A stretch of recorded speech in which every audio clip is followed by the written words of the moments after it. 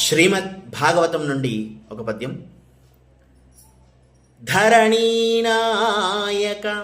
పాండుభూవిభుడు నీ తమ్ముండు తత్పుత్రులన్ పరిరక్షించిన ధర్మమున్ తగవునున్ పాటిల్లు వంశంబు సుస్థిర సౌఖ్యోన్నతి చెందు శత్రుజయమున్ చేకూరు గోపాల శేఖరు చిత్తంబును వచ్చునట్లగుటయౌ కౌరవ్య వంశాగ్రణి.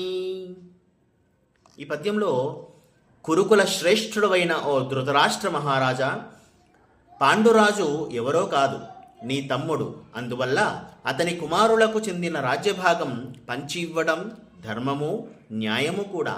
అలా చేస్తే నీ వంశం అచంచలమైన గొప్ప సుఖాన్ని పొందుతుంది. మీ ఉభయులు కలిసిమెలిసి ఉండడం వల్ల శత్రువులెవరూ మీ వంక కన్నెత్తి చూడరు. అదీకాక అలా చేస్తే గోపాల చూడామణి అయిన శ్రీకృష్ణునికి ఆనందం కలిగించిన వారవుతారు. అది చాలా క్షేమదాయకమే కదా అని పద్యభావం. ధన్యవాదాలు.